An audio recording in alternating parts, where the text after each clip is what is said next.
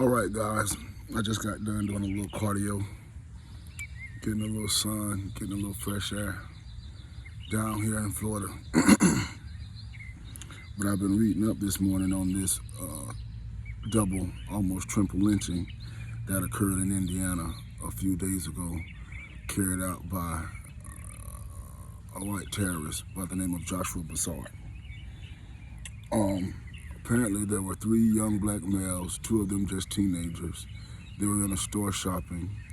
Bossard came up to the store in his pickup truck, went into the store, and had some type of words with the young black males. From the arrest affidavit, they say that the young black males came out of the store. Bossard got in his truck and began to circle them. And so this is kind of like an intimidation technique, and it reminds me of what the Klan used to do when they would circle, just encircle a person and have them terrorized right there, have them in complete and utter fear. So I guess he was trying to intimidate the boys, or maybe he was just blocking them from leaving in their vehicle, but he circled them in his pickup truck, drove off, came back. So this was premeditated. This is premeditated. Drove off, came back, got out of his truck.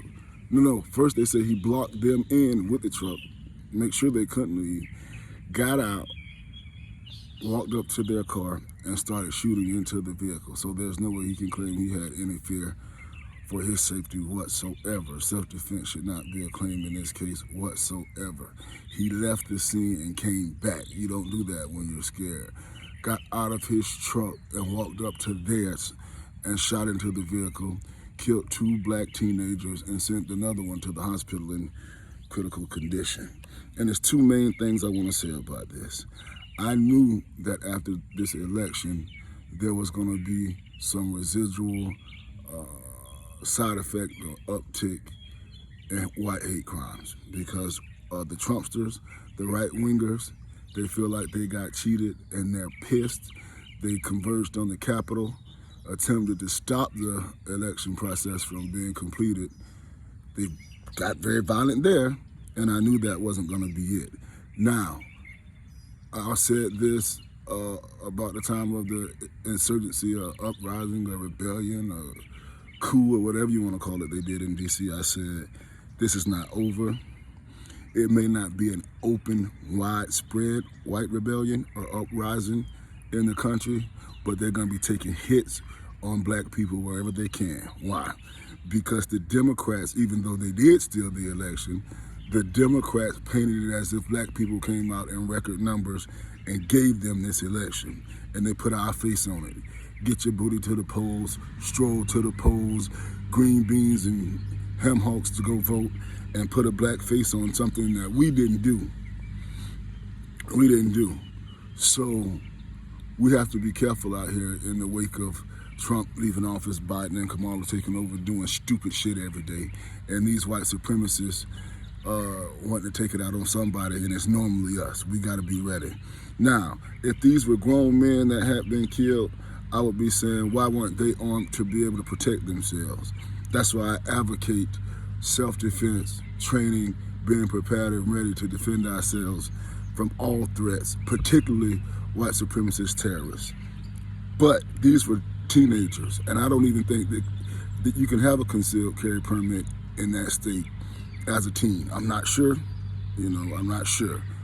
But I know in Florida, you can't, a teenager can't have a concealed weapons permit.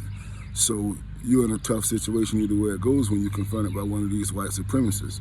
So I gotta tell you young black males that are too young to even be carrying, that your Rugu is naturally afraid of you. He's naturally intimidated by your black masculinity. He's naturally intimidated by what we have in our blood that we inherited from the likes of Dessalines, Shaka Zulu, and Nat Turner. They know they can't match us. They know they can't match us physically at all. And that's why after they get beat in high school for 4 years in basketball, football, track, baseball, every other sport you can think of, by black males, they go become police officers so they can shoot at young black males and have the authority to try to dominate us and get payback. They know they can't beat you. What does that mean? If you see one of these Europeans acting crazy with the guts to confront you, the guts to open his mouth, the guts to get aggressive with you, you may as well know ahead of time that he is strapped up. They're not gonna run up on you to throw hands. Definitely ain't gonna run up on 3 of y'all trying to throw hands. Ain't gonna try it with 1 of y'all. If they run up on you acting crazy, running their mouth, and they got the guts to do it, young black male, you better believe he got a gun or 2 and a knife and a bat.